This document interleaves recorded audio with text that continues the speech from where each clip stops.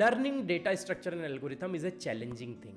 I also face so many problems when I am learning DSA in college. Here are some common mistakes which people do that you have to avoid.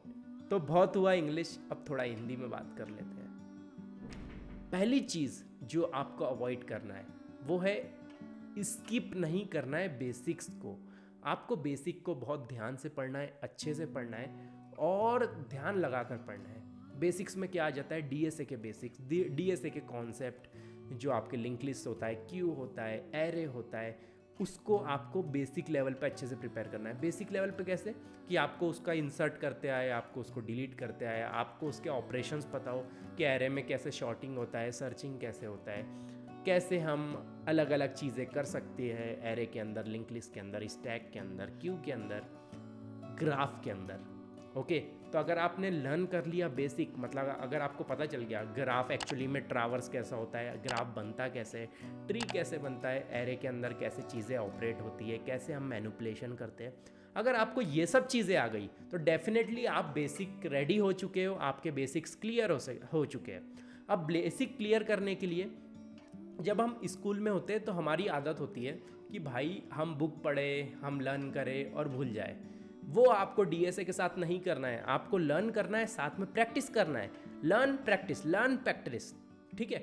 थोड़ा सा learn किया, practice की, थोड़ा सा learn किया, practice की। जो भी टॉपिक पढ़ रहे हो उसकी प्रैक्टिस करो, उसके क्वेश्चंस लगाओ। जब आप ऐसा करोगे जब भी आप रिमेंबर कर पाओगे डीएसए को। अदरवाइज 1 डे 2 डे 3 दिन के अंदर आप भूल जाओगे। ये क्यों होता है, ये भी बहुत ही कॉमन है। हमारा ह्यूमन ब्रेन इसी तरीके से काम करता है कि आज आपने कुछ पढ़ा, वो चीज़ अगर आप रिवाइज नहीं कर रहे हो तो आप भूल जाओगे। कॉमन सी चीज़ है। अगर किसको बचपन में याद था कि मैंने ये चीज़ करी, बचपन में किसी को याद है कि 5th क्लास तक मैंने क्या किया? बहुत कम लोग बता पाएंगे कि मैं यहाँ गया था, वहाँ गया था, आधे लोग नहीं बता पाएंगे। उसी तरीके से आपको डीएसए जब आप पढ़ रहे हो, प्रैक्टिस करो, लर्न करो चीज़ें और लर्न को रिवाइज भी करो। बुक में लिखो, कॉपी में लिखो, अगर आपको कॉपी की आदत है तो उसमें करो, but practice practice practice is the key. दूसरी प्रॉब्लम जो मेरे साथ भी हुई है और भी बच्चे करते हैं, वो क्या करते हैं कि सॉल्यूशन को मेमोराइज करने लगते हैं, याद करने लगते हैं। क्योंकि 12th तक यार हमने इसी तरीके से पढ़ा है। हमने क्या किया है कि हमारे को क्वेश्चन मिलता था या हमारे को टॉपिक मिलता था, हम याद करते थे और भाई हमारा काम हो जाता था, हम एग्ज़ाम दे देते थे और फिर नेक्स्ट डे ही हम टॉपिक को भूल जाते थे। फिर क्योंकि जैसे आपने 10th क्लास में पढ़ा कुछ, आपने थ्योरी लिखी और 11th क्लास में आप वो चीज़ भूल गए, फिर 11th में पढ़ा, 12th में भूल गए। इस तरीके से हमारा चलता रहता था। बट ये चीज़ ऐसी है जो प्रैक्टिकल चीज़ है, जो आपको लाइफ टाइम काम आने वाली है। डीएसए, उसमें आपको ऐसा नहीं करना है। आपको क्या करना है, लर्न करो और प्रैक्टिस करो। अगर आप याद करने की कोशिश करोगे कि यार इस तरीके से ट्रावर्स होता है, बट आपको समझ में नहीं आ रहा है वो कि कैसे होता है, आप नए क्वेश्चंस बना नहीं पा रहे हो वो कॉन्सेप्ट के ज़रिए, तो आपका वेस्ट ऑफ लर्निंग हो जाएगा। इसलिए जितना टाइम दे सकते हो, अगर आपको 2 घंटे लग रहा है, सामने वाले को 4 घंटे लग रहा है, किसी को 8 घंटे लग रहा है, 2 ज़रूरी है। अगर आपके बेसिक अच्छे से क्लियर होंगे तो आपके लिए सही होगा। मेमोरी में नहीं रखना है कि मेमोराइज़ कर लिया मैंने और अगले दिन भूल गया और मैं नए क्वेश्चंस नहीं बना पा रहा है। आपको अंडरस्टैंड करना है। जितना ज़्यादा अंडरस्टैंड करोगे, जितनी ज़्यादा प्रैक्टिस करोगे तो और बेहतर अंडरस्टैंडिंग होते जाएगी।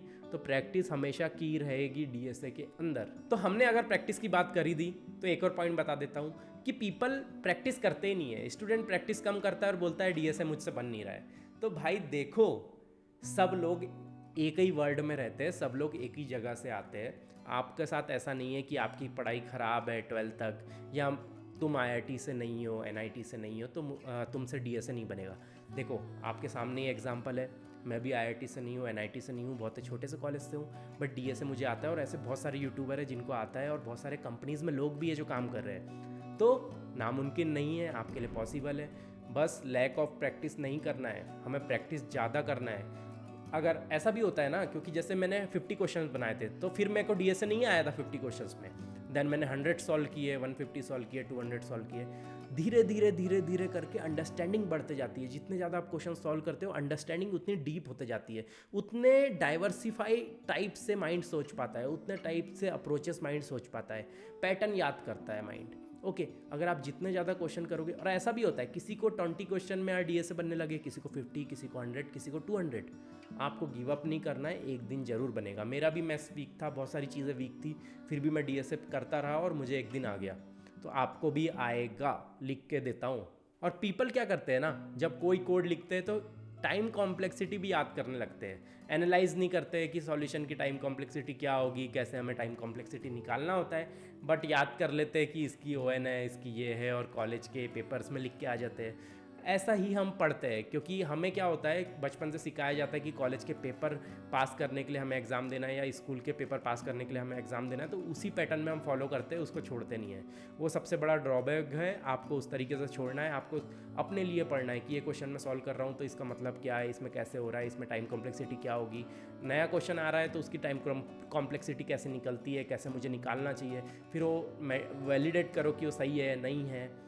याद नहीं करना है कुल मिला के, ओके।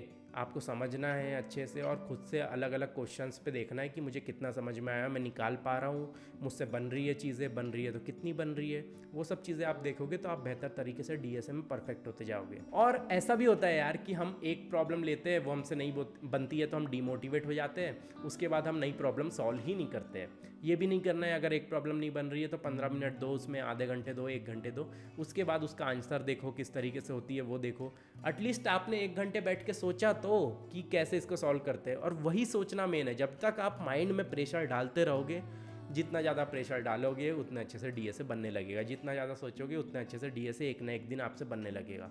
तो अप्रोच कैसी है, क्वेश्चन लो, क्वेश्चन को सॉल्व करके देखो, नहीं बन रहा है 15 मिनट दो, 20 मिनट दो, फिर सॉल्यूशन देखो, फिर नया क्वेश्चन लो, नए क्वेश्चन को सॉल्व करके देखो, प्रीवियस वाला भी जो पहले मैंने सॉल्व किया था उसको भी थोड़े दिन बाद सॉल्व करके देखो, क्योंकि थोड़े दिन बाद क्या आपको याद नहीं रहेगा कि कैसे अप्रोच थी, तो आपके लिए वो नया क्वेश्चन बन जाएगा। बट आपको चेक करना है आपका ब्रेन उस अप्रोच को फॉलो कर पा रहा है कि नहीं, सोच पा रहे हो कि नहीं, आप सॉल्यूशन आप लिख पा रहे हो कि नहीं, वो सॉल्यूशन चल रहा है कि नहीं, उसकी टाइम कॉम्प्लेक्सिटी क्या है, किस तरीके से कौन सी अप्रोच लगा रहे हो, कौन सा डेटा स्ट्रक्चर लगा रहे हो, बहुत सारी चीज़ें इसमें आ जाती है। तो ये चीज़ ज़रूर करना है। और हमेशा कंसिस्टेंसी वाली प्रॉब्लम तो होती ही है स्टूडेंट के अंदर, मेरे अंदर भी थी यार। मैंने 2nd ईयर में स्टार्ट किया, देन 3rd ईयर में मैंने सोचा प्रोजेक्ट कर लूँ, अलग अलग चीज़ें सोची, उसमें मैं लग गया। उसके बाद 4th ईयर में मुझे रियलाइज़ हुआ कि नहीं, DSA बहुत इंपॉर्टेंट है, DSA के बिना तो प्रोडक्ट बेस्ड कंपनी क्रैक नहीं कर सकते आप। तो DSA फिर से पढ़ना चालू किया तो लगातार पढ़ते रहे, कंसिस्टेंसी मेंटेन रखी, प्रैक्टिस डेली करी। अगर आप प्रैक्टिस कंसिस्टेंसी मेंटेन नहीं करोगे तो DSA कभी आप कोई कंपनी का क्रैक नहीं कर पाओगे। कंसिस्टेंसी हमेशा मेन की होती है DSA के क्वेश्चंस के लिए, ओके। अगर आप गूगल का इंटरव्यू देने जा रहे हो तो आप कितने भी बड़े चैम्पियन हो, पर आप 3 साल पहले चैम्पियन थे, आज आप माइंड की एक्सरसाइज नहीं कर रहे हो, मतलब DSA के क्वेश्चन सॉल्व नहीं कर रहे हो, तो आज आप क्रैक नहीं कर पाओगे।